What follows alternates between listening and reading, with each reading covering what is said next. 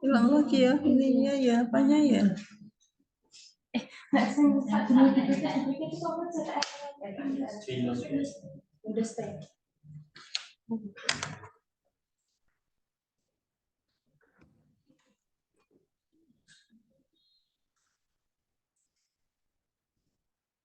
Ya, udah ya. Nanti Bu. Ya.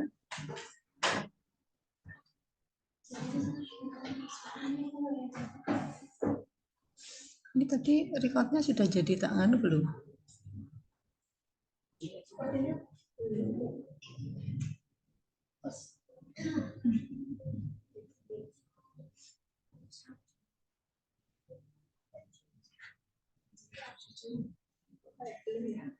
Biasanya ada nih ya.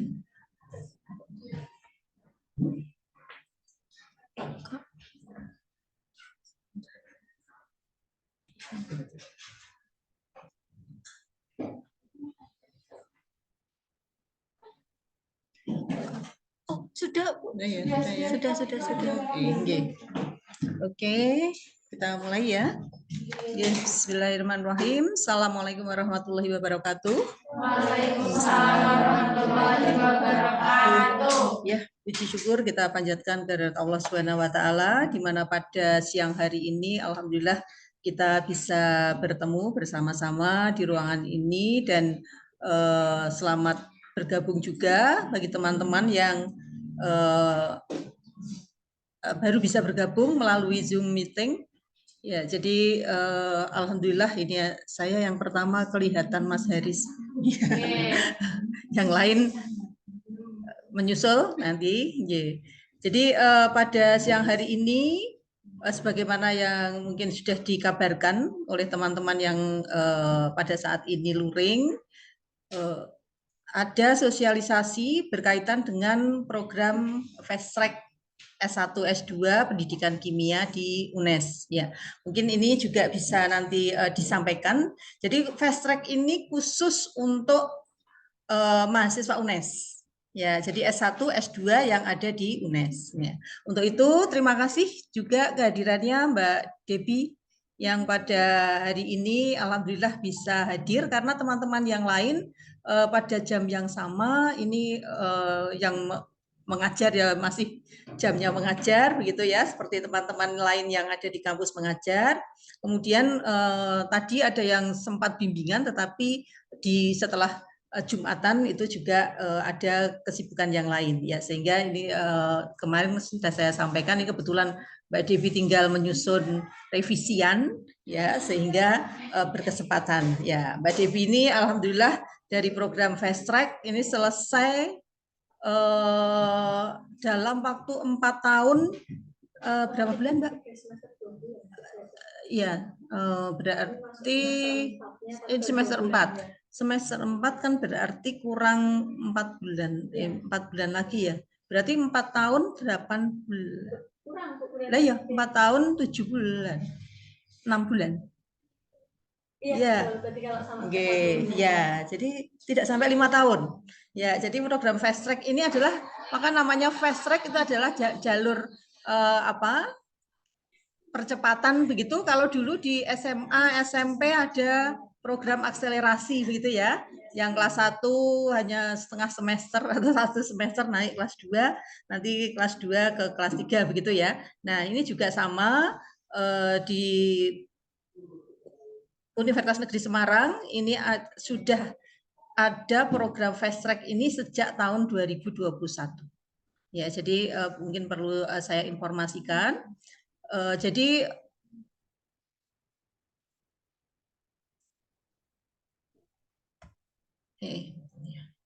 Oke, ya. Jadi untuk program magister, ya, sebagaimana yang sekarang ini sedang bersama-sama dengan program S1, ya. Jadi ada pendaftaran mahasiswa baru.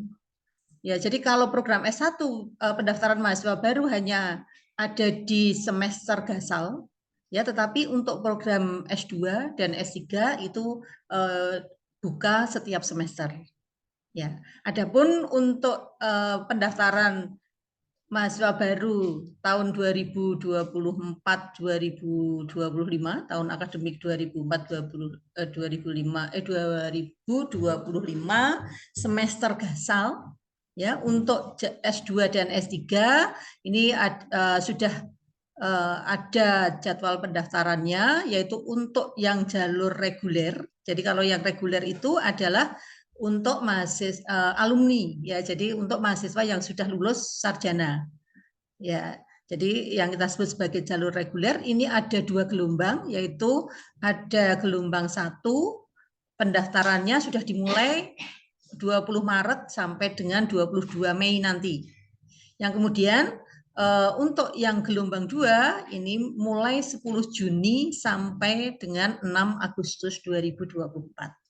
Yang nantinya apabila diterima, mahasiswa baru ini nanti akan bersama-sama dengan mahasiswa S1 maupun S3 itu untuk perkuliahan perdana itu pada tanggal 19 Agustus. Ya, jadi setelah upacara Hari Kemerdekaan kita. Nah, selain jalur reguler untuk S2, kalau untuk S1 itu seleksi mandiri kan banyak ya, banyak jenisnya. Ya, di sana ada kelas internasional, ada mahasiswa internasional, kemudian ada prestasi, ada lewat tes begitu ya. Nah, untuk S2 khususnya ini ya, sama dengan S3 sih, itu ada jalur yang tadi kita sebutkan, yaitu ada jalur fast track. Ini hanya khusus untuk S2. Ya, jadi kalau untuk S3 sementara ini belum. Ya. Nah, kemudian ada jalur riset. Ya, jadi kalau reguler itu kuliah dan riset. Ya, seperti yang dialami oleh Mbak Debbie dan teman-teman, itu adalah yang reguler berarti ada seperti S1, jadi semester 1 sampai 6, kalau semester 1 begitu ya, itu kuliah kemudian mengambil skripsi. Ya, kalau yang S2 ini adalah yang kurikulum yang sedang berlaku 2 semester kuliah, kemudian semester 3-4-nya tinggal menyelesaikan tesisnya. Ya. Nah, ini nah kalau jalur yang jalur riset ini kalau di UNES kuliahnya hanya terpilih ya, yang kan kalau mahasiswa masuk itu mungkin misalnya metode penelitian kok masih lemah dan nanti diminta untuk kuliah metode penelitian lagi gitu ya, jadi artinya terpilih. Tapi kalau yang jalur reguler itu berarti sudah terjadwal, ada paketnya. Nah, kemudian ada jalur RPL. RPL itu singkatan dari rekognisi pembelajaran lampau. Ya, ini diperuntukkan bagi mungkin mahasiswa-mahasiswa yang lama tapi tidak bisa menyelesaikan studinya pada saatnya. Jadi misalnya ada mahasiswa yang sudah sampai, kalau S1 kan misalnya 7 tahun gitu ya. 7 tahun ini berarti kan sudah kok belum selesai. Berarti ya DO kan gitu. Untuk mahasiswa S2 berarti maksimal 4 tahun. Kalau mahasiswa S2 itu maksimal 4 tahun. Kalau tidak bisa menyelesaikan, ya berarti DO. Nah, mahasiswa-mahasiswa yang seperti ini, gitu ya, mahasiswa yang seperti ini sekarang diberikan wadah untuk bisa mendaftar sebagai mahasiswa baru, tetapi lewat jalur RPL. Ya, nah nanti misalnya yang S1 ini juga ada ya RPL nanti, yang S2 juga sama. Kalau misalnya S1 ini sampai semester 7 ternyata belum selesai, tinggal skripsi misalnya kan begitu ya. Itu nanti bisa diselesaikan daftar lagi sebagai mahasiswa baru tapi RPL. Nanti di sana mata kuliah yang sudah ditempuh ini dikonversi ya, dipakai artinya digunakan untuk mengisi SBVT lagi, kemudian tinggal menyelesaikan skripsinya. Ya. Nanti yang S2 juga demikian ya. Jadi kan bisa jadi kan ada yang dulu belum bisa menyelesaikan ya karena satu dan lain hal, ada yang karena bekerja. Ya, kan banyak juga yang menggunakan ijazah SMA bekerja, yang kemudian tidak bisa menyelesaikan, berarti itu mata kuliah yang dulu pernah ditempuh nanti bisa konversi ya. Jadi kalau nanti dihitung lagi, kalau masih kurang berarti ya harus kuliah yang belum ditempuh, tetapi kalau sudah semua ya tinggal skripsi atau tesisnya ya. Nah, kalau sekarang ini adalah yang mungkin langsung berkaitan dengan saudara, yaitu adalah berkaitan dengan program fast track ini ya. Jadi untuk program fast track ini nanti untuk pendaftarannya adalah, jadi program fast track juga hanya sekali dalam 1 tahun ya, yaitu ini nanti penerimaannya sama dengan program reguler yang gelombang 2, yaitu mulai 10 Juni sampai 6 Agustus. Ya, jadi nanti informasi ini juga bisa disampaikan kepada orang tua misalnya, ya, jadi yang berkaitan dengan studi lanjut saudara. Ya, adanya program fast track ini adalah didasarkan pada peraturan rektor UNES nomor 19 tahun 2023. Ya, saya ambil sedikit ya. Jadi ini program fast track ini diselenggarakan tadi hanya untuk mahasiswa program sarjana. Ya. Kemudian yang bisa diambil di S2-nya adalah yang sesuai atau linear dengan program sarjananya. Jadi kalau pendidikan kimia ya berarti harus di S2 pendidikan kimia, kemudian kalau S2 pendidikan biologi ya berarti di S2 pendidikan biologi, tapi karena S2 pendidikan biologi belum ada sehingga bisa di S2 pendidikan IPA konsentrasi biologi ya. Jadi S2 pendidikan kimia itu baru memisahkan diri dari S2 pendidikan IPA, dulu namanya ya S2 pendidikan IPA konsentrasi kimia. Ya. Tapi kemudian sejak tahun 2016 kita sudah berdiri sendiri sebagai program studi S2 pendidikan kimia. Ya. Nah, sehingga ini yang nanti misalnya berminat untuk mengikuti program fast track ini adalah tadi mahasiswa program sarjana yang telah memperoleh minimal 100 SKS. Ya, saudara sekarang ini misalnya berada di semester 5 saja ya. Misalnya kalau saudara menyelesaikan semester 5 berarti 20 bisa andinya semuanya 20 berarti kan sudah 100 ya, sudah 100 berarti sudah yang bisa mendaftar program fast track adalah mahasiswa semester 6 yang sudah selesai di semester 6 ini ya. Dan lulus pada akhir semester. IPK minimal adalah 3,25.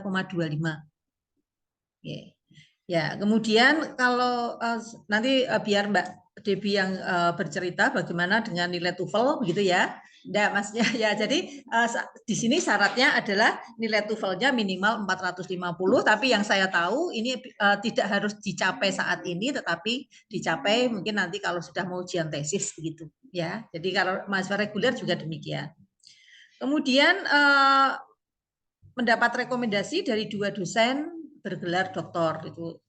Kalau memang berminat nanti tinggal menghubungi 2 dosen untuk tanda tangan lah gitu ya yang menyatakan bahwa ini bisa menyelesaikan ya. Kemudian sanggup membayar biaya pendidikan selama menempuh studi program fast track ya dengan membuat surat pernyataan. Nah, itu sebagai syaratnya sehingga tadi mahasiswa semester 6 ya, kemudian IPK minimal 3,25. Sekarang IPK 3,7 semuanya.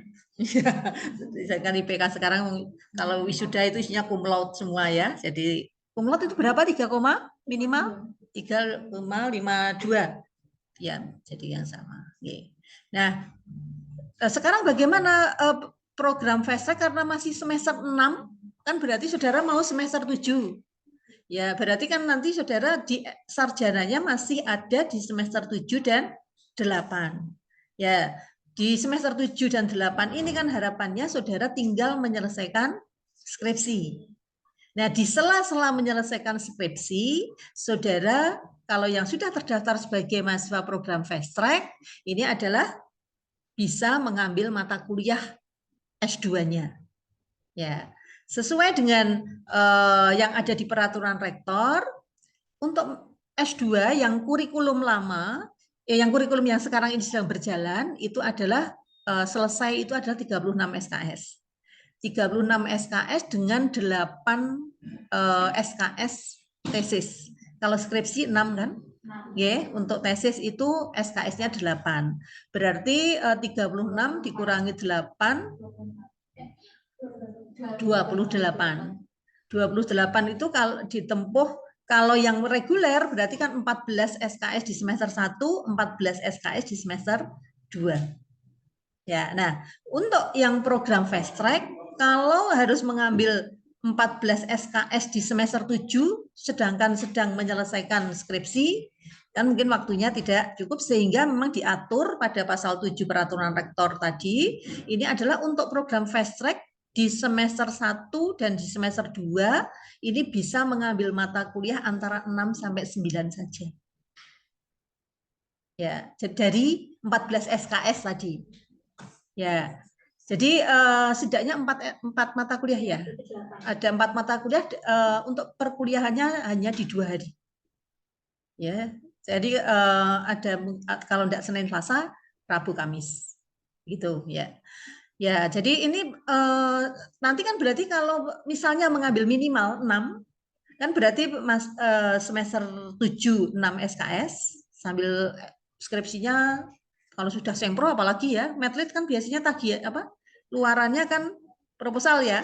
Begitu selesai semester 6 langsung sempro. Ya, di semester 7 kemudian validasi-validasi, ambil seperti nanti Mbak Devi biar cerita. Kalau itu kan berarti semester 7-nya sempro, kemudian validasi, ambil data sambil kuliah 6 SKS, 3 mata kuliah.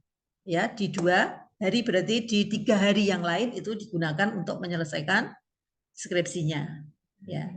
Nah, kemudian nanti di semester 2-nya, semester 2 program magister, kan berarti saudara ada di semester 8. Nah, ini yang sekarang ini sedang karena kalau Mbak Debbie tadi bisa memanfaatkan waktu dengan baik, ya berarti di semester 7 tadi, mungkin dulu ngambilnya di semester 4 ya. 4 mata kuliah ya kayaknya ya, 4 mata kuliah. Berarti kan 4 mata kuliah di semester 8, berarti kan masih ada bersisa mata kuliah. Nah, itu diambil di semester 9. Ya, saudara, semester 9, tapi di semester 8 untuk yang fast track ini harapannya sudah selesai skripsinya. Ya, skripsinya, sehingga di semester 8 itu tinggal menyelesaikan perkuliahan sambil mengambil tesis. Ya, di semester 9. Ya, di semester 9. Nah, kemudian di semester 10 penyelesaian tesisnya. Berarti untuk S1 dan S2 dengan program fast track ini cukup 5 tahun. Ya, kalau saudara di reguler berarti kan 4 tahun menyelesaikan S1, kemudian 2 tahun menyelesaikan S2, jadi ngirit 1 tahun. Ya, jadi fast track tadi adalah ngirit 1 tahun. Ya. Nah, mahasiswa ini bayar UKT sesuai ketentuan. Nah, ini tadi mungkin ada cerita yang enak dari Mbak Debbie berkaitan dengan UKT-nya. Ya, namun apabila saudara itu lebih, ya, jadi ya memang kemarin ada edaran ya, tapi katanya nggak berlaku jadi ya. Jadi ada edaran kalau tidak bisa menyelesaikan tesisnya di semester 10 ya 10, berarti kalau seandainya itu ada sampai dengan semester 11 berarti full membayar yang untuk S2-nya. Ya, jadi kemudian sebenarnya ini kan ada tulisan untuk semester 1 dan 2 membayar SPP-nya untuk magisternya hanya 50%. Jadi karena masih membayar SPP untuk skripsi untuk S1-nya. Ya, sehingga tadi ya, nanti ini yang lebih detailnya yang tahu, saya malah enggak tahu ini ya. Jadi ini yang berkaitan dengan itu program ya. Nah, untuk program fast track ini adalah S1-nya boleh pendidikan kimia, boleh kimia. Ya, hanya biasanya kalau yang kimia itu kenapa tidak saya tawarkan? Tapi kalau berminat itu silahkan bisa. Karena biasanya di semester 7 dan 8 tuh nge-lab. Ya, kalau yang kimia, dan biasanya labnya itu kan berbeda dengan skripsi. Ya, kalau skripsi kan Bu ini materinya ada di bulan Agustus, oke, langsung bisa jalan di bulan Agustus. Nanti ada yang materinya di bulan April misalnya kan begitu kan bisa kita menyesuaikan. Tapi kalau lab itu kadang memasukkan bulan ini begitu ya, tapi mungkin baru jadi 2 bulan analisisnya mungkin untuk instrumen tertentu baru jadi 2 bulan karena misalnya harus keluar. Ya, nah sehingga artinya sulit untuk memprediksi. Ya, jadi kalau yang mau di kimia ini sementara sepertinya belum ada dan memang mungkin menurut saya agak berat ya, agak berat kalau di semester 7 dan 8 itu karena kan dia harus belajar lagi untuk kependidikannya. Ya, jadi makanya kenapa saya lebih sosialisasinya lebih saya tekankan kepada yang S1 pendidikan kimia sehingga tinggal melanjutkan. Ya, ini yang 3 yang baru, ini 2 diantaranya adalah bimbingannya Pak Harjono, ya sama seperti Mbak Debbie, S1-nya bimbingannya Bu Endang, langsung lanjut ke S2 lebih diperdalam lagi skripsinya. Ya, jadi tidak perlu ganti. Jadi artinya bisa pesan gitu ya. Jadi pembimbingnya tetap kalau memang sudah cocok dengan pembimbing S1 itu nanti bisa berlanjut ke S2-nya. Ini ada karena kita waktu saya di Pasca tahun lalu sebelum pindah ke MIPA, S2-nya kan ada sejumlah 21 program studi, ya kurang lebih yang program fast track itu di 21 program studi. Tapi karena sekarang sudah ada di fakultas-fakultas, sehingga yang sekarang memungkinkan itu yang ya hanya yang ada di fakultas MIPA saja. Sekarang ada program studi baru yaitu S2 biologi tapi. Jadi pendidikan biologinya belum ada, tetapi yang ini rencana akan menerima mahasiswa baru itu adalah S2 biologi. Ya, ini adalah yang saya lihat distribusi pembayaran program magister untuk S2 reguler. Kalau kayaknya kalau kemarin tuh kalau saya total itu sekitar 7,5-an kayaknya per semesternya untuk yang reguler. Ya, tetapi tadi ada kalau misalnya itu dasarnya itu kemudian mahasiswa fresh track itu adalah 50% ya kurang lebih adalah mungkin 3750 ya, tetapi tadi nanti Mbak Dewi bisa bercerita. Yeah. Itu mungkin ya ini yang program fast track angkatan tahun 2021 ada 3 yang sudah lulus ya, yang sudah lulus Mbak Kori ya tahun lalu ya, jadi ini juga kemarin kemudian Mbak Rahma dan Mbak Chandra ya, jadi ini adalah yang angkatan pertama ya, angkatan pertama. Mbak Debbie angkatan kedua berarti setelah ini ya, angkatan NIM-nya 22. Sekarang yang semester 1 berarti angkatan 2023. Sehingga nanti kalau misalnya para mahasiswa ini ada yang memang berminat untuk lanjut fast track, ini berarti nanti masuk di angkatan 2024. Jadi ini dalam waktu 5 tahun sudah punya SPD MPD begitu. Ini yang kedua ini siapa ini? Oh ini yang Mbak Chandra. Tapi malah Mbak Rahma tadi yang kelihatan hanya yang 3 tadi. Nah ini yang terakhir, yang terakhir. Untuk reguler kemarin Mbak Media Sasmita juga hanya 7 semester. Ya, 7 semester, 3 semester maaf ya 3 semester ya 3 semester tepat kalau itu 3 semester tepat ya, jadi hanya yang reguler artinya sebenarnya tidak tidak ada kendala lah begitu. Kemudian ini juga mahasiswa reguler angkatan pertama ini sekarang sudah doktor ya, jadi kemarin doktor di program studi pendidikan IPA ya. Mbak Aryatun ini dosen UT sekarang dan beberapa universitas di Pekalongan. Ya. Kemudian ini kalau ini ya ini yang baru saja keangkat CPNS ini ya juga sama angkatannya Mbak Bulina ya. Bulina ini sama Mbak Devi, ini Mbak Devi karena masih SK-nya belum turun sehingga belum masuk. Ya, itu juga angkatan pertama dari S2 Pendidikan Kimia. Jadi artinya walaupun ini sementara sampai dengan Juli 2024 itu kita masih peringkat akreditasinya masih B. Tetapi insya Allah setelah Juli itu kita sudah peringkat unggul. Ya, ini Mbak Nana yang mungkin sekarang masih ketemu-ketemu, ini dosen PNS juga di UIN Tulungagung. Ya, sekarang sedang S3 di UM. Dan sekarang sedang kebetulan karena saya salah satu promotornya, sekarang sedang penelitian di kimia dasar di lab. Ya, jadi ada terus sekarang di sini. Ya. Kalau ini sudah PNS, kalau yang Mbak Lina tadi masih CPNS ya, karena baru diterima tahun ini. Tapi sebelumnya kan P3K, kemudian waktu habis lulus S2 teknisi di ilmu lingkungan. Ya. Kemudian kalau di lab kita Mbak Dian itu juga lulusan kita. Ini Mbak Desi, ini Mbak Desi ya, gitu. Mbak Desi ini. Bukan ya?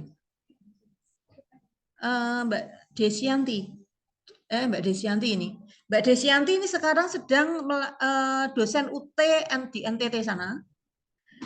Sekarang sedang melanjutkan S3 di UPI.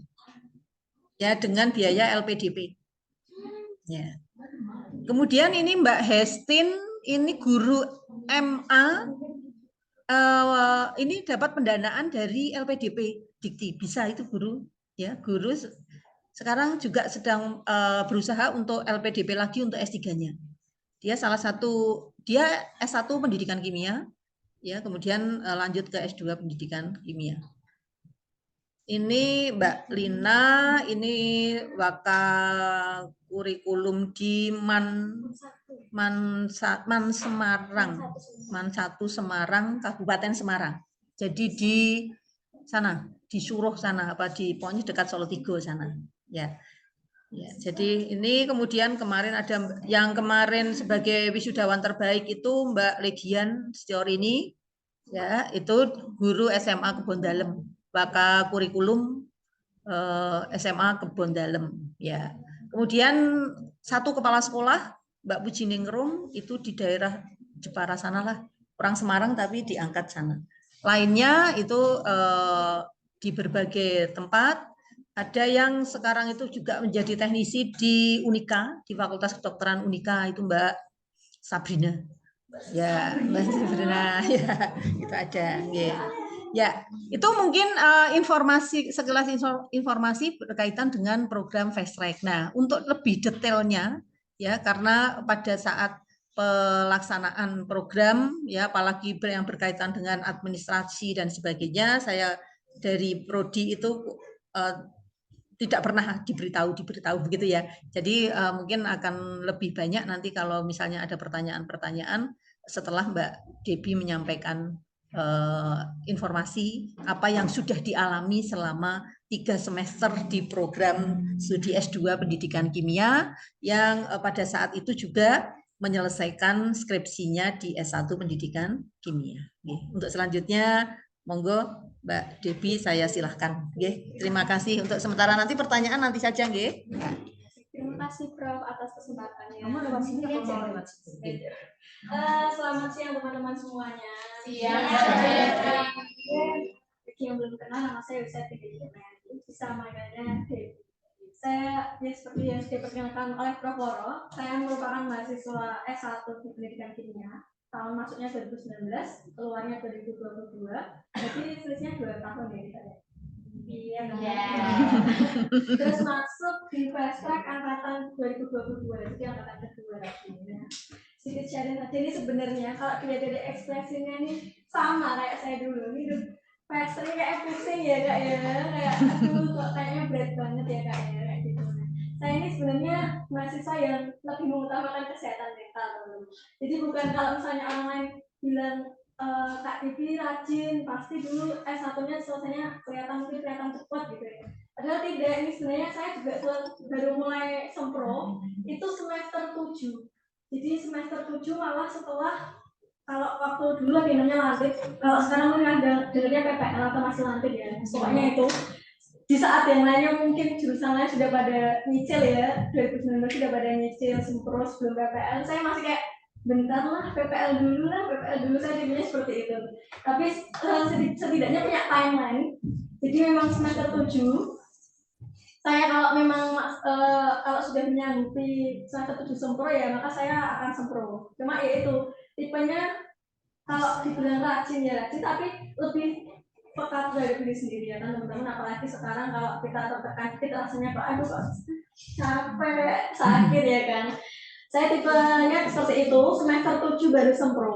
Nah seperti yang teman-teman bayangkan, ini mungkin teman-teman kan tidak ikut kegiatan seperti kampus merdeka kayak kampus mengajar sama seperti teman-teman, tapi entah sama perspektifnya atau tidak ya teman-teman. Dulu saya mikir bahwa ketika saya masuk di jenjang perkuliahan kimia, maka saya akan menekuni bidang itu. Kenapa kok nggak ikut program kampus mengajar? Bukan karena tidak diterima, entahlah kalau benar diterima apa enggak. Tapi memang pada dasarnya ketika saya sudah masuk di bidang kimia, saya tidak ingin keluar dari itu. Kalau kampus mengajar itu nanti kita bakal ditaruh di SMP atau SD, dan itu pada saat PPL saya merasakan banyaknya testimoni teman-teman saya yang mungkin malah ikut kampus mengajar, mungkin diuntungkan nggak ikut kimia dasar mungkin ya kan, nggak ikut mata kuliah kimia organik fisik yang baginya teman-teman itu aduh nanti kayaknya beban banget, tapi dari situlah mereka tuh malah saya ini cuma hal yang bisa diambil ya teman-teman, malah ada hal yang ketinggalan gitu. Jadi waktu mereka mau pengambil data mereka malah pusing karena kalau mahasiswa-mahasiswa seperti teman-teman ini yang nggak ikut kampus mengajar kan udah nanti PPL kenal yang namanya SMA, nanti SMA itu kalian bisa penelitian di sana, jadi itu sedikit ya keuntungan ketika tidak ikut kampus mengajar. Kemarin tuh saya juga ada yang curhat ya teman-teman di DM karena kak saya tuh sedih banget nih nggak bisa ikut kampus mengajar, jadinya harus ikut perkuliahan yang saya basicnya mungkin ngerasa salah jurusan, kok masih harus ketemu kimia organik fisik, kok harus ketemu kimia anorganik, IPK-nya jadi jelek. Tapi sesungguhnya ada hal yang bisa kita pandang sebagai hal yang lebih baik. Kalau kita PPL, kalau kita lebih memperdalam ilmu kimia, setidaknya di otak kita itu 1 tahun terakhir itu masih ada kimianya. Percayalah kalau misalnya kita alih bidang, tentu saja kimianya tetap ada hal yang hilang kalau kita bukan tipe orang yang rajin belajar ya kan. Terus sekarang malas banget apalagi di TikTok ya kan. Benar-benar tiap hari kayak gitu. Nah, oke. Kalau kenapa? Kalau mungkin kalau dari sekarang kita hanya mikir S2 kok berat, itu mungkin karena kita belum tahu visi misi kita. Kita dihadapkan terhadap 2 pilihan teman-teman. Kalau kuliah itu terhadap bidangnya kita mau jadi guru atau bukan jadi guru, atau dengan kata lain kalau kita memang niatnya dalam hati ini pengen jadi pendidik, berarti selain guru kita mau jadi dosen. Saya pernah ikut seminar yang di mana pembicaranya itu Prof Edi yang sekarang ini jadi dekan, kan? Prof Edi pernah bilang ada 2 jalur yang bisa kita dapatkan setelah kuliah S1. Kita pilih antara PPG sama S2. PPG teman-teman bedanya apa sih sama S2? Ini mungkin nanti teman-teman akan bimbang. PPG gratis, S2 bayar ya. Otomatis aku mau pilih yang PPG dong. Kalau misalnya hanya sekedar biaya. PPG teman-teman nanti akan belajar penelitian tindakan kelas. Jadi yang teman-teman dapatkan di situ adalah kelas ruangan di sekolah. Hanya sebatas itu. Ini saya menyampaikan batasannya saja sesuai apa yang saya dengar. Jadi teman-teman di PPG itu ya bagaimana cara teman-teman mengelola apa yang terjadi di kelas dengan konteks batasan sekolah. Sedangkan kenapa kok seorang Prof Edi yang dulunya tidak berkepikiran jadi dosen tapi akhirnya S2, karena Prof Edi itu pengen pada saat itu share-nya pengen berkontribusi bagi negara. Kalau misalnya mau berkontribusi untuk secara lebih lanjut, maka yang bisa dipilih adalah jalur kedua dosen. Karena lewat menjadi dosen, karena kita kan perspektifnya kalau S2 berarti sesuatu yang lebih dari guru ya kan, pengen berkontribusinya lebih dari guru. Karena kalau menjadi dosen kita bakal terlibat dalam kegiatan penelitian dosen, ada pengabdian masyarakat, kita bisa berkarya lebih luas karena cakupan kita bukan lagi hanya sekolah, tapi masyarakat dan segala bentuk pendidikan dan beberapa aspek yang ada di sekitarnya. Seperti misal Prof Darmin itu dosen, tapi bisa terlibat dalam revitalisasi. Seperti dosen-dosen lain ada yang berkontribusi dalam pembuatan model ajar yang juga nantinya berkontribusi dalam sekolah-sekolah, bisa membantu guru, bisa membantu pendidikan lebih luas lagi. Nah terus mungkin itu ya teman-teman. Jadi Yang paling awal adalah kita menentukan apakah kita mau jadi guru atau lebih dari guru dengan segala kemungkinannya. Saya sendiri juga waktu mau daftar fast track, saya juga yang tak cari itu pertama biaya. Saya riset biaya yang ada fast track itu ada di Unpad.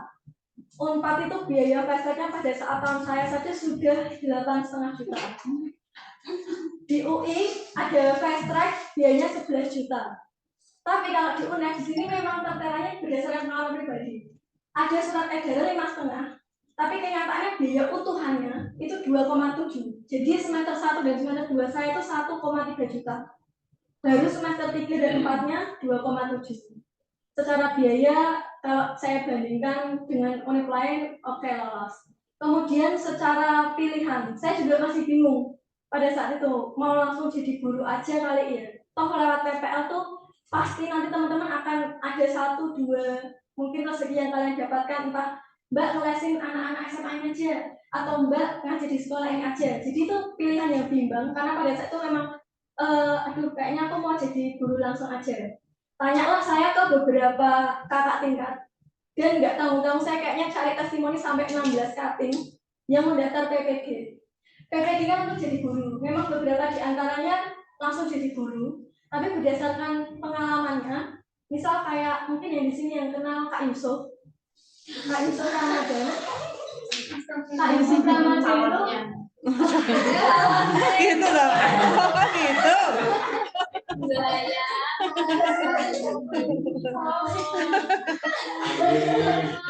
Calonnya. Oh iya. Kak Yusuf Ramadan itu salah satu mahasiswa berprestasi, masuknya angkatan 2018. Beliau itu kalau secara kimia sudah meloloskan banyak sekali murid, sudah berkontribusi, jadilah guru di SMA 3 Semarang, sekolah favorit. Tapi satu hal yang tidak beliau prediksikan, beliau sekarang ini harus berpindah tempat kerja karena apa? Karena digantikan oleh P3K. Itu hal-hal yang tidak bisa kita prediksi kalau kita mau jadi guru.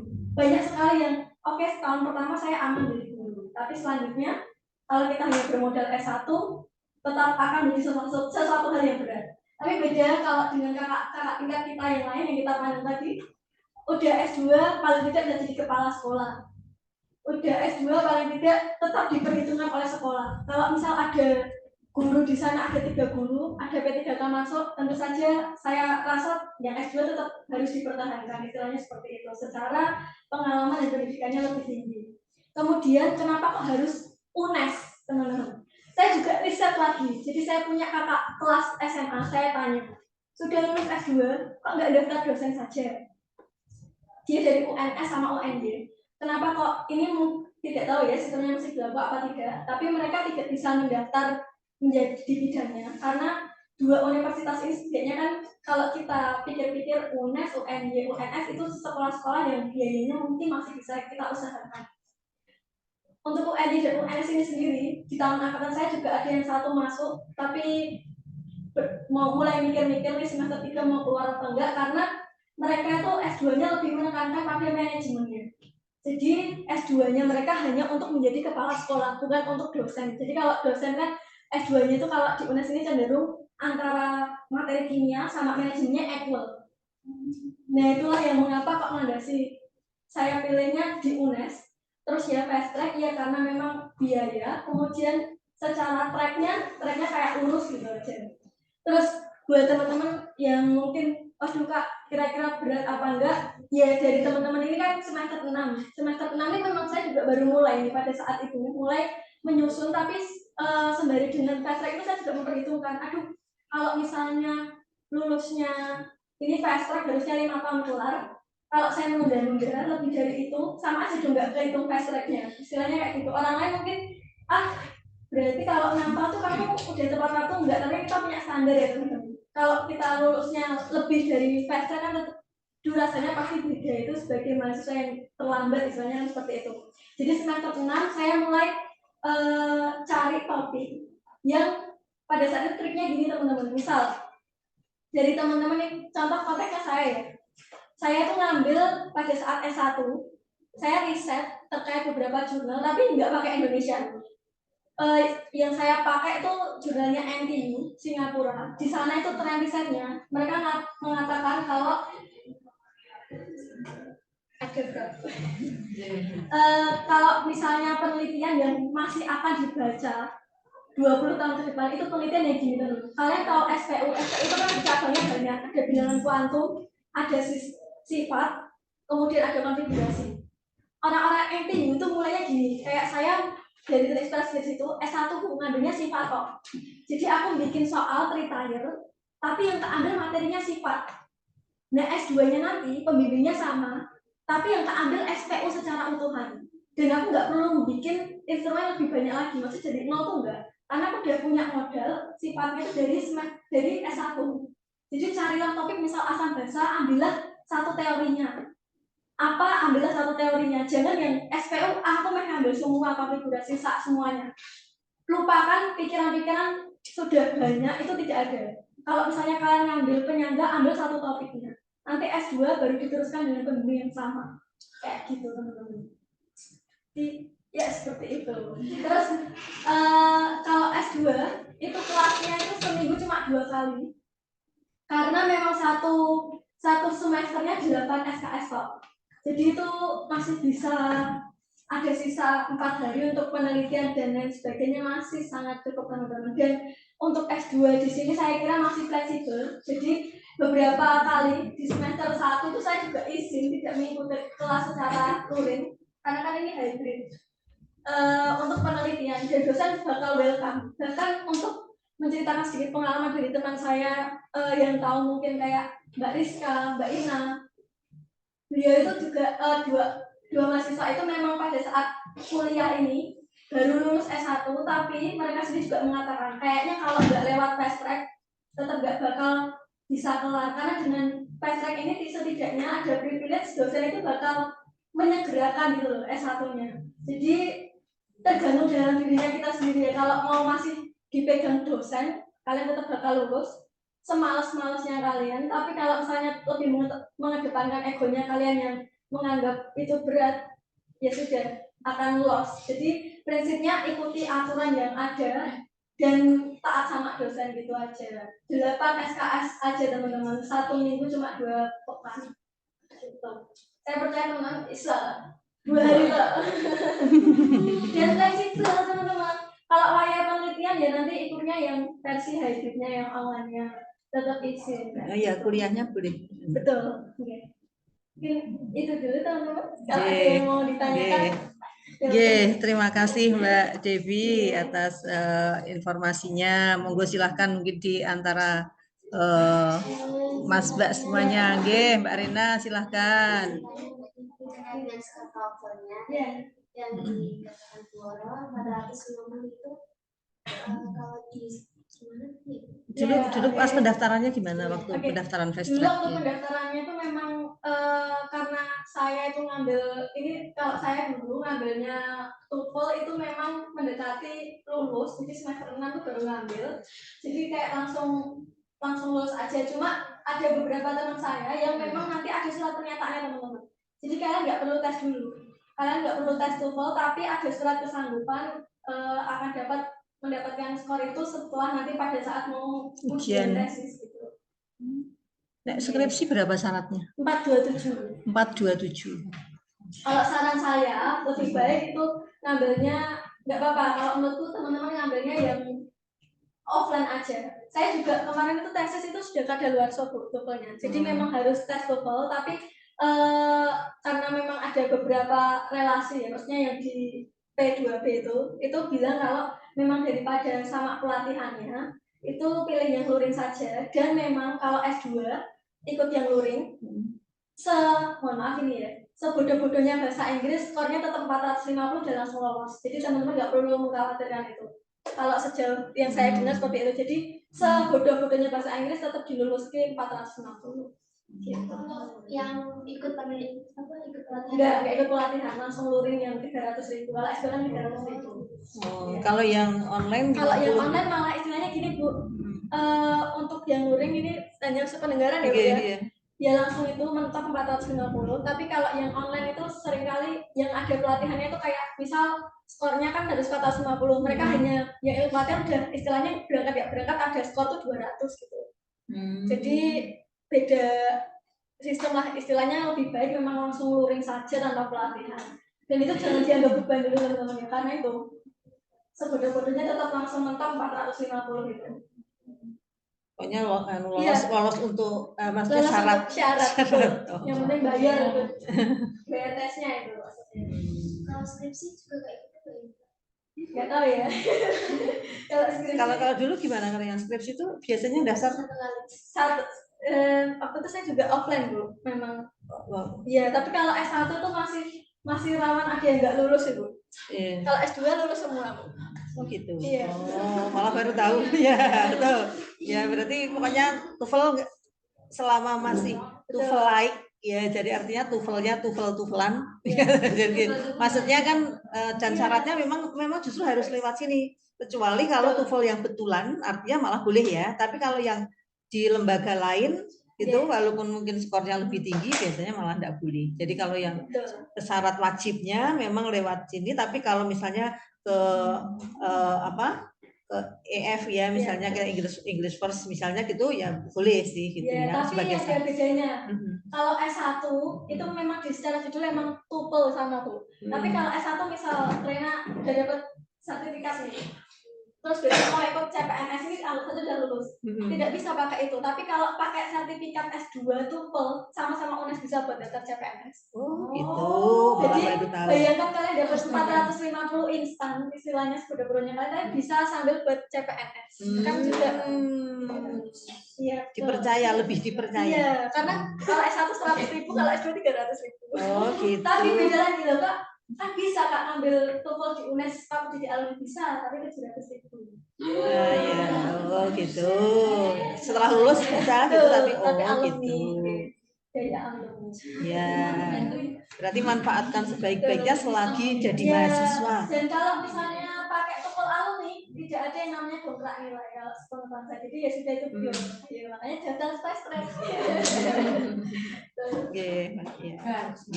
Buat tesnya sih nggak bisa di tes kimia atau apa? Oh enggak, kalau tes itu enggak, cuma mungkin nanti wawancaranya ini kan kalau sama dosen itu istilahnya kita kan sudah kenal dari S1 ya teman-teman. Kalau misalnya mungkin ada dosen yang nyelipin pertanyaan, kamu sudah ada ide belum untuk S2-nya? Kalau belum ada ya juga jawab tidak, belum ada. Tapi itu jangan berhenti sampai tidak ada. Dosen tanya kayak gitu, itu untuk mancing kita. Jadi kamu dari awal masuk S2 harus sudah ada persiapan, dan sebenarnya seperti itu saja. Yang paling utama dukungan orang tua ya teman-teman, karena selisih satu istilahnya meyakinkan saja kenapa kok mendaftar S2 ini Pak, dengan semua pertimbangan dan semua pendaftar kalau memang mau jadi guru pun calon guru itu sudah ada ratusan ribu. Aku harus bertahannya ya lewat S2 ini kalau sekalipun mau jadi guru supaya dipertimbangkan.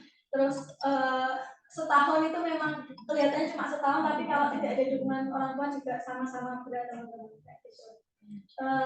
Terus ada juga nih Bu yang bilang, mungkin saya kan pernah sharing gitu ya Bu ya, tentang aduh S2 ini murah loh sebenarnya, kalau di UNES percaya lah, UNES ini yang paling murah fast track-nya, karena dengan hasil itu ada yang bilang wah Kak Devi kayak gitu soalnya Kak Devi orang punya. Oh tidak teman-teman, sebenarnya kalau misalnya dari orang tua nih ya teman-teman, saya bukan akademisi, orang tua saya buruh cuci, tapi mau membawa anaknya sampai S2 itu tergantung bagaimana cara kita mengkomunikasikannya.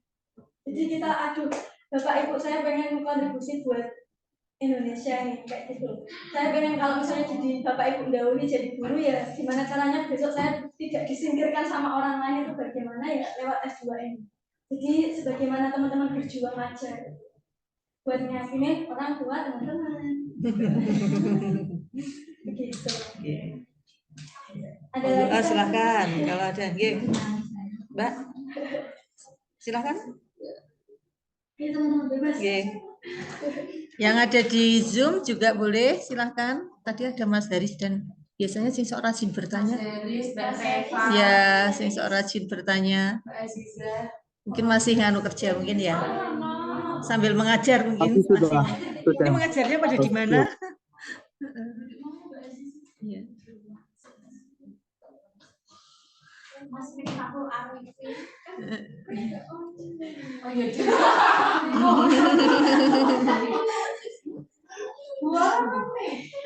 Wawancara yang pasien itu nggak pakai bahasa Inggris kan? Nggak pakai.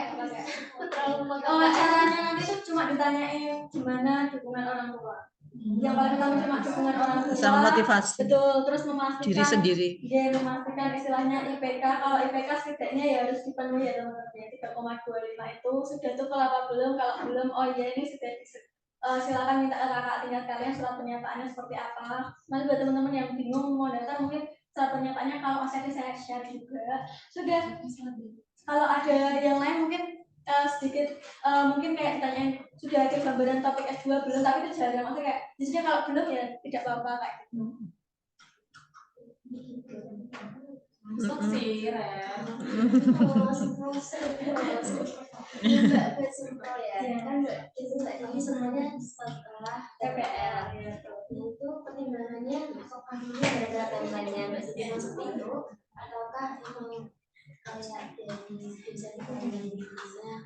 Memang dari saya seperti itu karena kan semester 6 itu semester 7 saya kan PPL sama semester 1 Petrek. Jadi pada saat itu waktu saya sudah sibuk mengajar di kelas, saya juga sibuk ini kuliah. Saya ini memang bagi teman-teman yang punya kemampuan lebih mungkin masih bisa maksudnya rumah masih bisa sempro terus lanjut penelitian itu nggak apa-apa. Tapi pada saat itu saya mikirnya daripada saya ngedown karena memang PPL itu kan apalagi naik BRT ke kota itu udah dari jam 5 pagi berangkat pulang lagi jam 5 sore itu kayak daripada aku sakit mending tak tunda di akhir, tapi sudah niatnya nanti di akhir semester 7 sempro semester 8 full penelitiannya di tempat PPL.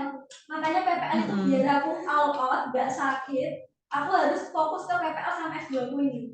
Sempronya sengaja di akhir biar nanti guru dari PPL itu udah lihat oh ini anak berkualitas nih gitu.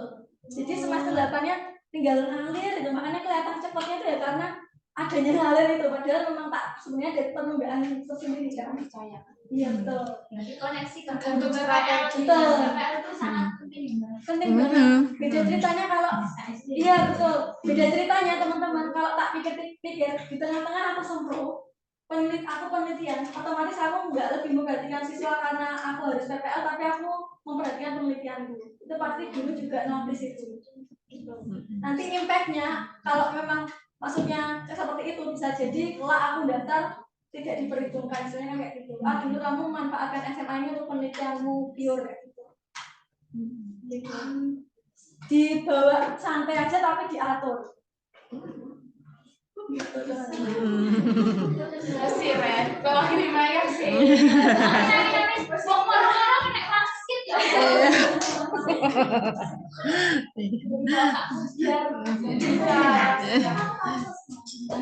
Iya, jadi sebenarnya itu kan artinya distribusi perkuliahan dan sebagainya itu kan memang sudah diperhitungkan gitu.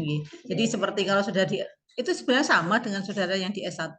Di S1 saudara kan sekitar 22 SKS kan begitu. Nah, ternyata yang ini yang rajin-rajin ini kan masih tetap bisa beraktivitas di hima, di apa kan tetap bisa. Artinya kan itu pengaturan saja kan.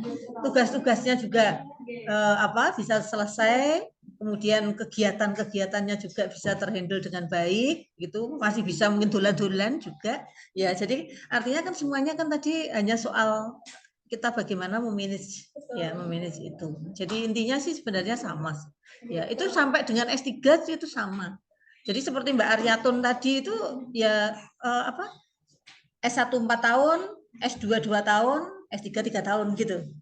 Ya, jadi artinya kan memang sebenarnya paketnya itu sudah diatur sedemikian rupa supaya mahasiswa itu di semua jenjang tadi itu bisa mengikuti dengan baik.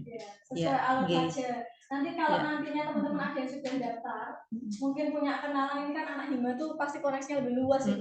Nanti dengar ada mahasiswa di luar kampus sana, ada yang misalnya Prof sudah memberikan semester 1 8 SKS saja nak, semester 2 8 SKS. Tapi kalau kalian dengar aduh kok saya sudah ngambil 16 nih Mbak. Itu kalau belajar ini cuma sharing di awal saja. Ngambil 16, 17 di awal itu belum tentu nanti bisa lulus tepat waktu. istilahnya tepat waktu. Malah kalau misalnya teman-teman bayangkan semester pertama langsung ambil 16, oke udah di semester 2. Bisa jadi nanti kalian overwhelmnya di semester itu sudah pasti, dan teman-teman saya yang seperti itu di jurusan lain malah belum ada yang sidang malah. Jadi sesuai porsinya aja, dijalani sesuai porsinya. Kalau ada jalan yang lebih cepat diambil, tapi bukan keluar dari porsi itu. Gitu. Sip, ya. Ya. Bisa foto langsung tuh? Bisa langsung ya? Iya. Monggo Mas Haris, silahkan.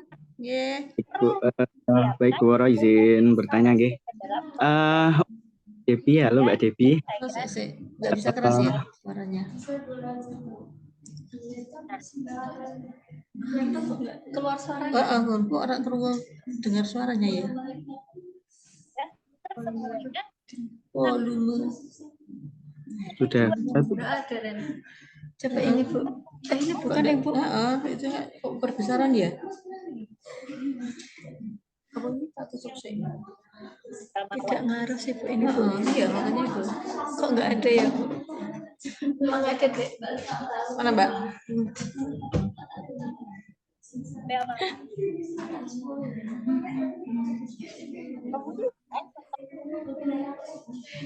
Ini yang di bawah ya. Iya. Biasanya kan ada. Kayak tersimpannya nggak di situ. Sampai Escape. Oh iya. 감사합니다. Halo, udah terdengar. Gak muncul. Nggak ada ya? Stop. Oh iya. 네. Oh iya. 사랑합니다. Halo, cek. Ben travel. Mas. Silakan Mas. 잠깐만요. Silakan Mas. Ya, maaf kalau merepotkan. Halo Mbak Depi. Saya mau tanya, gimana sih? Terdengar? Kok enggak keras ya? Enggak, sudah ada suara. Situnya. akan masuk mahasiswa. Artinya mahasiswa akan mendapatkan notifikasi dari Halo Mas Haris. Halo, nggih. Sudah. Tapi suaranya sini enggak setu ya. Tapi kerungu Pak. Halo Kak Haris. Halo. program kampus. Ulangi lagi Kak Haris. Halo, cek. Proses pencairan kita benar-benar harus detail. Halo. Ya. Oh iya, di speaker. Dengan terus melakukan evaluasi gitu ya untuk bisa memberikan penjelasan yang akurat. Halo, cek. Sudah. Silakan MBKM yang tertera di Siapa? MBKM teman-teman masing-masing. Cek gitu ya, dan sudah pernah melihat juga saya ya kalau bisa belasannya. Beberapa ada itu belum mengajukan, belum diajukan. Belum diajukan. Ini apa? Bukan itu maksudnya. Mas Haris, monggo Mas Haris. Dengar. Data pendukungnya belum lengkap. Oh iya. Sebelumnya maaf kalau merepotkan kalau sampai gitu. Di awal. Oke, halo Mbak Depi. Jadi di sini saya mau tanya kaitannya dengan vibes perkuliahan di jenjang magister dengan jenjang sarjana itu, misal dari tingkatan mata kuliahnya, dari tingkat kesukaran mata kuliahnya, misal nanti Mbak Depi cara belajarnya itu gimana, antara S1 dan S2 itu gimana. Terus tadi kan memang sudah disebut tentang persiapan untuk tesisnya, artinya topik di S1 paling tidak bisa setidaknya linear dengan S2. Nah itu ada trik yang lebih rinci terkait dengan, kalau saya kan mau ambilnya tentang instrumen tes. Nah mungkin dari Mbak Depi ada saran yang lebih itu untuk melanjutkan misal nanti ke jenjang S2-nya Mbak. Oke, terima kasih atas pertanyaannya, Haris. Oke, sekarang vibes teman-teman yang pertama beda itu ya. Kalau sekarang kita ini mungkin ada yang mohon maaf gap year, itu mungkin perbedaan usianya 1 tahun 2 tahun. Tapi kalau S2 itu nanti kita teman-teman itu ibu-ibu guru, bapak-bapak guru kayak gitu. Jadi malah tapi kalau fast track mahasiswa fast track biasanya malah jadi adik atau anaknya gitu. Jadi malah kayak iya dong, Dek Devi butuh apa kayak gitu. Tipe namanya tipe pendidik ya teman-teman, segala-galanya itu tetap ngayomi. Jadi secara vibes itu malah saya pikir lebih nyaman di S2 malah. Kalau S1 ini kan kompetitif ya, kompetitifnya. Tapi kalau S2 kalau S2 ini kompetitifnya itu secara berjalannya bareng-bareng gitu. Jadi saling merangkul satu sama lain. Dan kalau fast track itu istilahnya sebagai anak atau adik itu tadi. Jadi kalau ada masalah itu malah lebih kita malah kayak dinasehatin gitu. Secara materi itu memang lebih dalam teman-teman, tapi ada beberapa part yang memang beda dari S1. Mungkin ada miskonsepsi kimia sama Pak Sigit. Cuma yang memang istilahnya kita udah pada jenjangnya dengan bimbingan dosen, istilahnya dosen juga menjelaskan materi, asalkan kita memperhatikan sama halnya seperti S1 tetap bisa lah ada sedikit-sedikit yang nyangkal ya, itu kan saya zero yang nggak mungkin. Jadi kayak zero nggak mungkin ya kan teman-teman. Jadi ya secara kalau misal ditanyain lebih susah apa enggak, itu sebenarnya sama saja ya teman-teman tingkat kesukarannya, karena ada pada tingkatan itu gitu. Waktu S1 kita merasa susah ya karena memang kita lagi menjalani itu. Tapi ketika kita sudah S2 nanti ada titik di mana ini saya juga tidak pintar ya tipenya, jadi kayak tapi bisa merasakan ada titik di mana waktu dosen jelasin ini aku di S1 kan seperti ini kan, oh iya ya ternyata materi S1 yang dulu itu tidak sesusah pada saat saya menjalani ini, seperti hanya seperti itu, normalnya seperti itu. Terus cara untuk bertahan teman-teman, dulu saya pikir sukses itu dengan banyak uang ya, jadi kayak mikir aduh jadi guru yang gajinya paling banyak itu sekolah mana ya ini ya, jadi kayak aduh sekolah swasta mana Loyola kah atau apa, kalau mungkin versi teman-teman yang beragama muslim Al Azhar kah, istilahnya kayak gitu. Tapi waktu sudah menjalani apa makna pendidikan itu, teman-teman bakal mungkin akan mendapatkan pendalaman kalau membuat anak pintar itu adalah suatu hal yang benar-benar sebenarnya kita harapkan. Terus kalau kita semakin besar apapun yang kita dapatkan, kita lebih banyak bantu orang lain. Jadi seperti itu. Tapi kalau kembali lagi, misal teman-teman masih perspektifnya kaya, istilahnya dulu saya nulis teman-teman, jalan menuju kaya. Pertama teman-teman yang saya tulis itu cantik atau ganteng ya, bisa dipikirkan dulu ya. Kalau saya cantik, saya pikir aduh besok saya bisa dapat istri DPR, itu pemikiran anak SMA ya sebenarnya. Aduh kalau dapat istri DPR kayaknya saya bisa, iya betul bisa kaya. Tapi yang direfleksikan, apakah aku yang paling cantik setidaknya di kelas? Kan enggak. Apalagi satu kota kan enggak. Berarti cantik saya coret. Buat teman-teman yang ganteng juga introspeksi ya, teman ganteng kalau enggak ya dicoret. Jalan kedua yang pada saat itu saya tulis teman-teman, pintar. Saya SMA itu ya teman-teman jarang sekali, malah nggak pernah 10 besar teman-teman. Saya kayaknya peringkat paling tinggi itu peringkat 12. Nah kalau saya nggak paling pintar di kelas, contoh ini S1. Kalau mungkin saya sudah menuainya itu di S1 istilahnya. Tapi waktu SMA saya mikir kalau saya aja masih peringkat 12, berarti saya di dunia ini kemungkinan mungkin peringkat 1 miliar ya. Jadi pintarnya saya coret dulu, aduh aku nggak bisa sukses jalur pintar. Yang ketiga, jalurnya beruntung. Kalau aku beruntung, mau tes apapun aku lolos, mau tes CPNS apapun aku lolos. Tapi kalau lihat dari beruntung ini hubungan kita sama Tuhan, hubungan kita sama Allah istilahnya. Tapi kok setiap hari aku gibah ya? Kayaknya nah, buat teman-teman yang mungkin introspeksi setelah ini, cowok atau cewek pasti ada permasalahan etikanya masing-masing. Kalau cewek banyak gibah, kalau cowok mungkin banyak main, banyak ngecewain orang tua. Kayaknya aku juga nggak bisa sukses jalur beruntung. Tak coretlah jalur ketiga ini. Jalur terakhir teman-teman yang masih bisa tak jalani itu jalur tekun.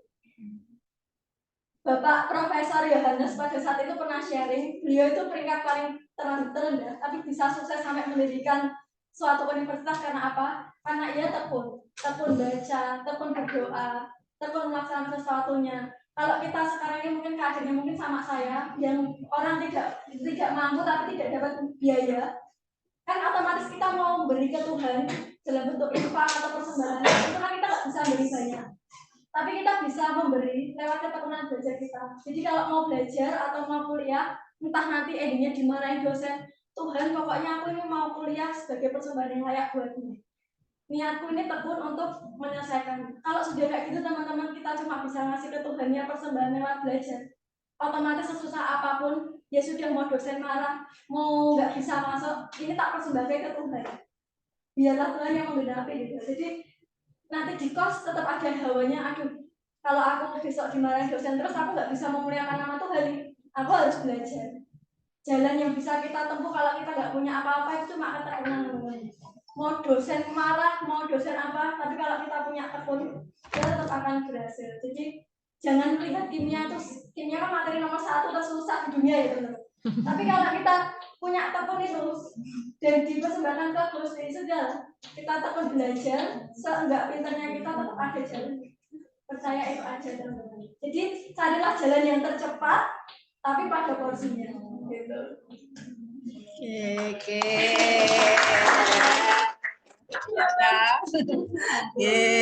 Begitu Mas Haris. Ya. Bu. Terima kasih. Jadi sebenarnya kalau dari sisi materi, semakin ke atas itu semakin sempit.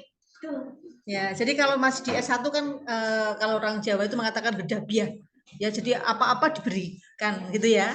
Maksudnya kan biar dia tahu banyak begitu. Tapi hanya sekedar tahu gitu. Nah, naik ke S2 ini sudah terpilih. Ya, jadi lebih spesifik. Ya, nah biasanya akan dispesifikkan lagi bahwa semua tugas, lebih banyak penugasan, tugas-tugas itu arahkan ke tesis.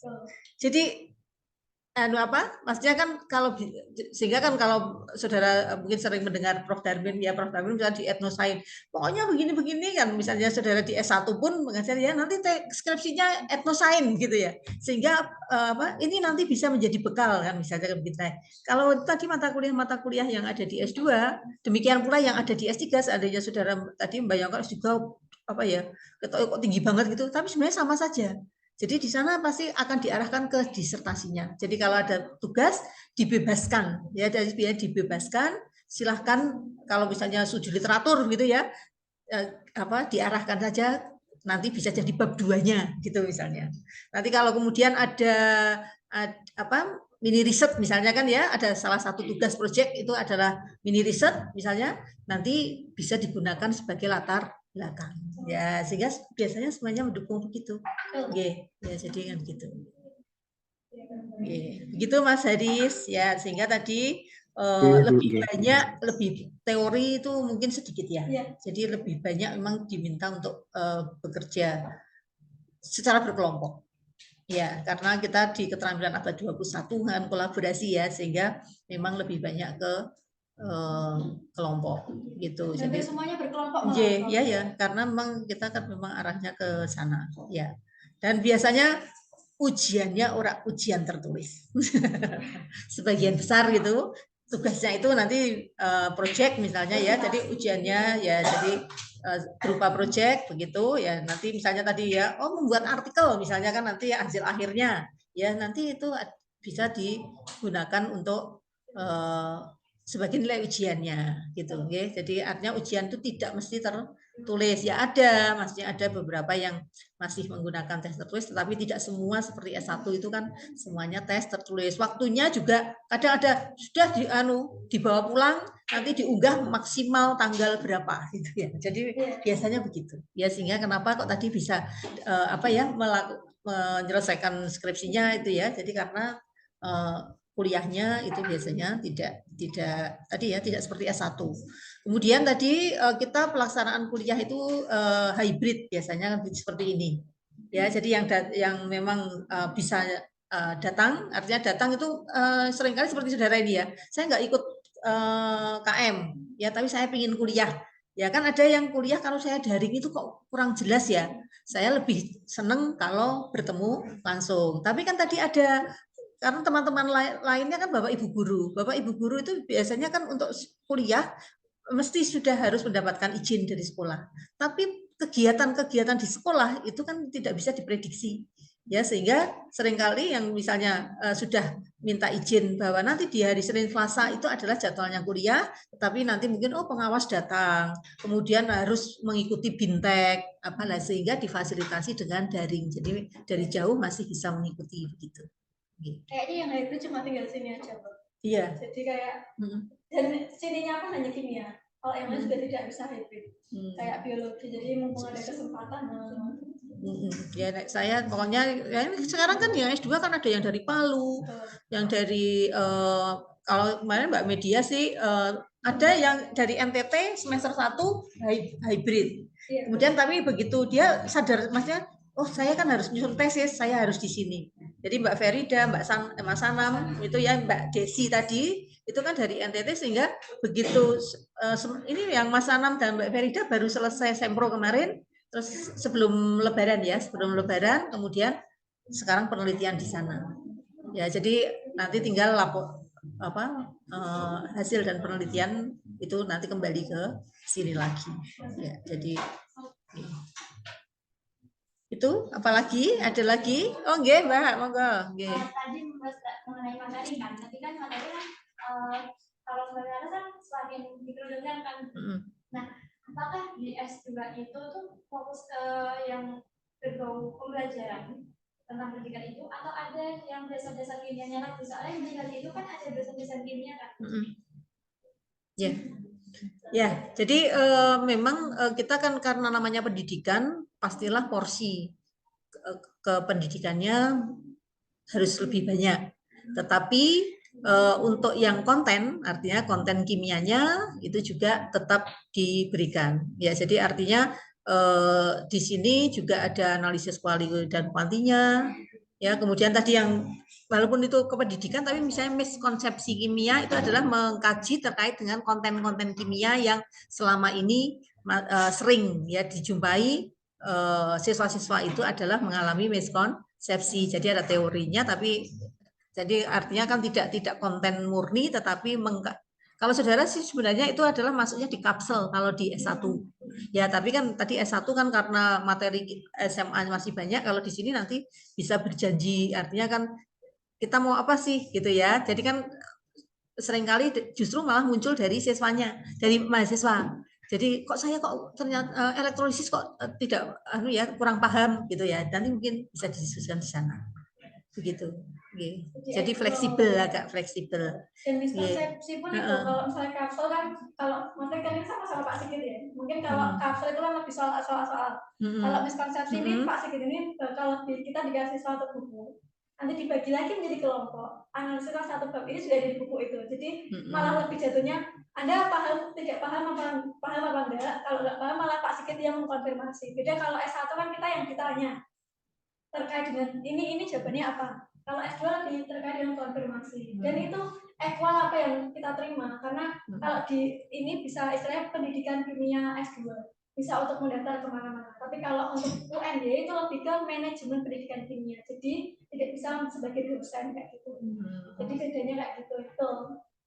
Jadi tetap equal apa yang kita lakukan itu. Di S2 kan ya ada misalnya metodologi penelitian. Betul. Ya, itu kan kok misalnya kan saya kok masih bingung ya, misalnya kan ya dengan apa itu penelitian waktu di S1 misalnya kan sering sekali membawa dari S1 tadi. Nah, di sana akan lebih jelas lagi. Itu ini yang semester ini aja satu mata kuliah Medlit itu yang mengajar 3 dosen. Satu dari UM. Ya, jadi kita seringnya malah dosennya 2, mahasiswanya mungkin karena misalnya mata kuliah pilihan mahasiswanya cuma mahasiswanya 2, dosennya bisa 3. Itu bisa ketemu bersama-sama, tapi sharing. Kita sharing, maksudnya sharing ya enggak, pokoknya enak-enakan lah gitu ya, maksudnya kan gitu ya. Jadi enggak seperti S1 begini, jadi kan masih perlu dengan komando. Itu tuh bukan berarti semuanya mengajar. Jadi ada mata kuliah pilihan. Kita cuma 36 untuk lulus, 8-nya tesis. Setelah itu udah benar-benar habis. 8, 12. Tapi kalau waktu itu saya semester 3 minta Bu Ron nambahin tesis. Bu, saya biar bisa bimbingan. Jadi semester 3-nya 20. Tapi kan saya belum lulus tuh kemarin. Nilai tesisnya itu tetap ditanda tanya gitu. Nanti kalau sudah selesai revisi baru keluar. Jadi tidak masalah kayak gitu. Jadi sudah bisa nyicil bimbingan di semester 3. Itu malah kuliah pilihan tidak perlu diambil, tidak apa-apa. Kan itu banyak dosen. Yang benar 36 SKS. Sesuai porsinya teman-teman kan. Iya. Tapi kalau mau lebih boleh, kalau misal merasa mampu untuk lebih. Iya. Ya, ya. Terus kemudian nanti ini mungkin ya kalau nanti ada perubahan kurikulum itu apa kita apa ya yang kemarin apa misalnya Mbak ada sempro ya. Kan kalau sempro itu kemarin tidak di SKS kan. Ya, sehingga nanti kalau misalnya berdasarkan Permendikbudristek ini kan kita kalau itu kurikulumnya akan diubah itu jumlahnya yang dari 36 akan menjadi 54 itu adalah kegiatan-kegiatan yang selama kurikulum 36 itu tidak dihargai dengan SKS itu akan dihargai dengan SKS gitu. Jadi artinya barangnya tetap tetapi tadi ya seperti sempro itu enggak ada SKS-nya. Ya, jadi nggak ada nilai sempro itu kan nggak ada.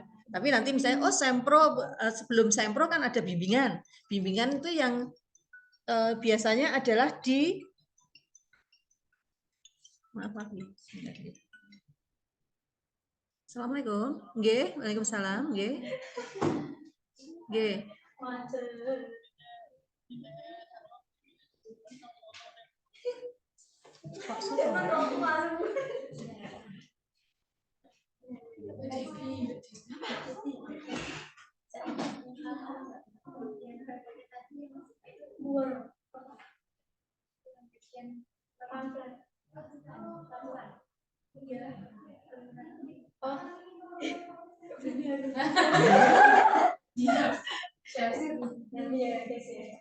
Ada yang minta capek itu rupanya aku ATM kamu mana? Oh bukan ya. Aku mau nanya ya masalah PPL sekolah itu Mbak Devi yang di sekolah di Semarang. Nah itu guys, ya betul. Kalian kalau cari sekolah itu sekolah yang kira-kira testimoni dari cutting itu tidak berbeban banyak ya guys. Jadi maksudnya kan ada sekolah yang sekolah ini tuh kalian nanti disuruh bikin modul ajar banyak nih ini. Cara testimoni yang kalian itu ringan-ringan aja. Pokoknya kesehatan mental yang utama. Punya pengalaman. Don Bosco terus kalau kebun dalam itu sebenarnya sangat gampang, tapi muridnya sedikit kalian nggak bisa penelitian di sana. Jadi jangan kebun dalam. SMA 2, SMA 3 itu terlalu berat pokoknya. Dua tarak kan?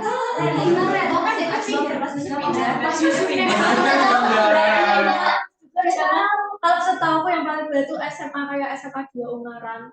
Itu benar-benar satu orang. Bukan gitu, satu orang kalau misalnya aku seminggu itu cuma ngajar katakanlah 4 jam pelajaran ya kalau gitu. Kalau di sana tuh PPL bisa 16 jam bayangan kayak setiap hari masuk, aduh enggak. Itu biasa banget dari beban guru. Itu lebih dari beban guru. Beban guru istilahnya 12, mereka dikasih 16, 18. Memanfaatkan tenaga yang Kalian nggak apa-apa ini maksudnya kalau soal pendidikan ya, mau sekolah Kristen, Katolik, Islam, lupakanlah itu. Yang penting selamat dulu. Yang penting niat kalian ngajar. Iya. Cari sekolah yang kemarin itu Kayus itu bilang kalau sebenarnya udah ada penawaran dari SMA 1 bukan? Memang. Iya. Terus beliau juga bilang kalau kegeser gara-gara ada tiga. Terus karena mungkin itu tadi yang Mbak alasannya tapi nggak disampaikan ke aku waktu itu. Terus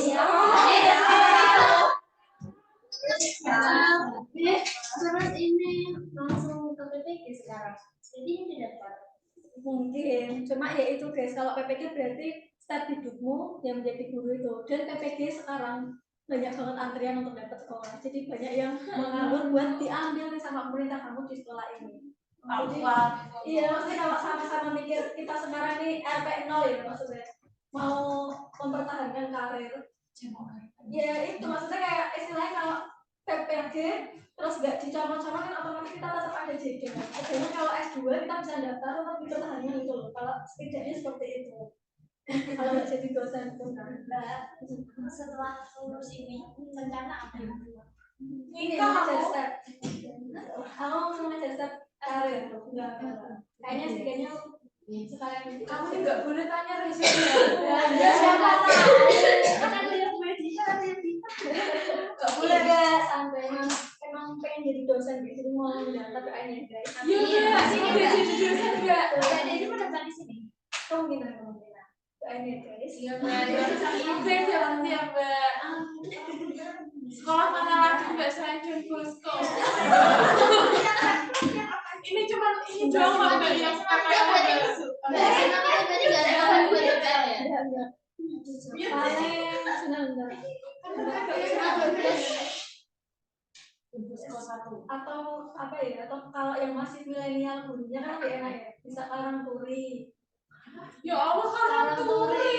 Itu kalian lupain soal siswanya tuh karena sekarang tuh zonasi ya guys ya. Elit-elitnya mau itu tetap sama aja. Siswanya sama aja ya guys. Beneran Mbak karang turi Sama Pol. bisa berjajar orang. Paling kalau di sekolah-sekolah anak cowok ya yang Kristen itu mungkin kalah style aja gitu jadi kayak oh Jordan naik Jordan gitu. Oh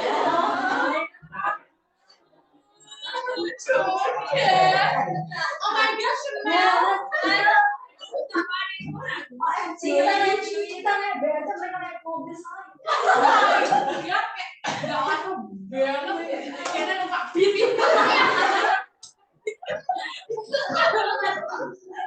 SMA 12 kayak masih aman sih. 12 Semarang nggak? Oke, aku 12 Semarang.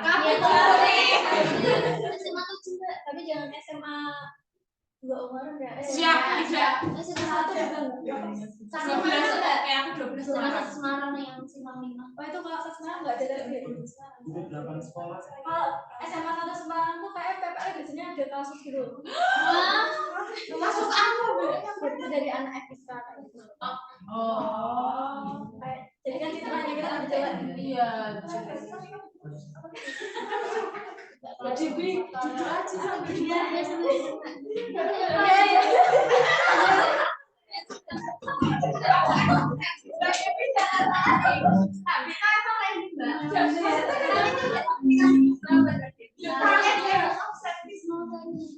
kalau misalnya semua itu instrumennya harus sudah selesai semua. Enggak. S2 pun enggak. Dan nanti udah ada soal yang bikin soalnya kan 25. Baru ada 10 ya kan apa? Enggak, kalau misalnya Santai. S1-nya itu pengembangan. Terus S2-nya instrumen. Oh ya orang mesti terus S2 ini ngapain? Ya kan juga Pengembangan. Tapi kan enggak jadi pengembangan instrumen. Iya, instrumen. Kan pengembangannya Modul aja. Nah itu berarti ngambilnya kan satu topik itu. Maksudnya kayak misal penyangga ambil satu jalur satu babnya aja gitu loh. Satu sudah. Terus besoknya lanjut yang sudah. Emang boleh kayak gitu. Enggak, Mbak. Tapi kan Mbak Devi soal. Ya memang soal. Tapi kan kalau dan misal KPD itu tetap bisa berkembang kan? Enggak boleh sekarang. Boleh. Baru satu komponen Mbak Devi. Baru satu komponen. Kecuali jangan mau kayak Kayak apa aja tergantung aku enggak.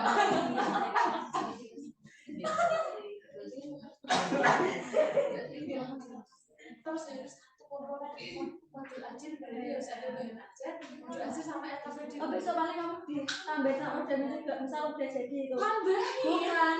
Oh kamu ini tak biayai VR. Nah cuma pakai VR mau ubah jadi startup gitu. Tenang. Programmer itu malah yang paling buru-buru buat lulus deh. Enggak sih. Aku ini S2 ya. Kalau ini S1 lagi S2, kalian S1 emang lulus malah cepet-cepet pakai programmer. kayaknya aku udah kasih isu sama kami di aku sama gitu. Keluar dulu, Mbak. Apa-apa. Kan aku aja diblokir 4 kali. Itu namanya kayak hubungan bapak anak yang banget kan memang ikut punya dosen. Memang sekarang kalau orang lain itu, aduh Kak Devi itu anaknya programmer. Jadi saya diblokir 4 kali biasa. Tidak tahu. Iya, itu biasa banget dimaklumi aja kan udah tua kayak gitu ya.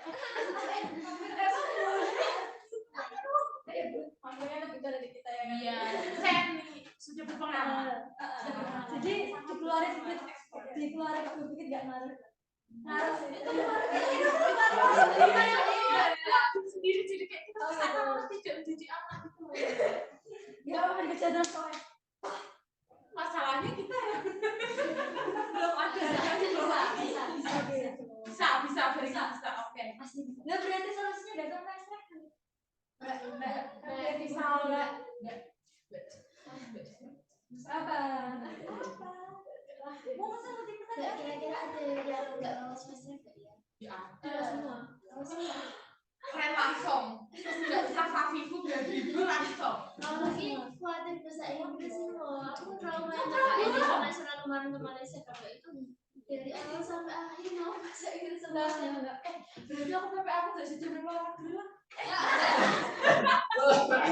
Yang paper aku belum tes dulu.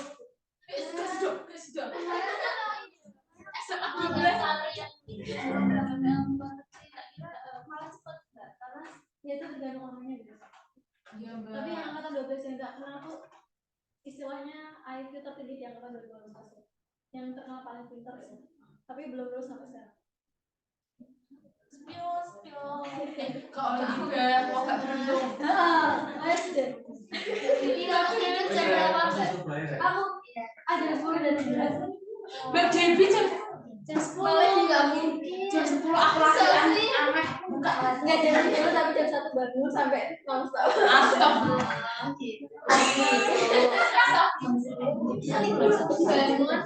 Tinggal mandi balik lagi. Beneran jam 1 bangun. Iya, itu karena kebiasaan aja guys. Iya, Kita nanti nonton Queen of Tears malam. Dan langsung jadi Makan ya sih ya. Gatel.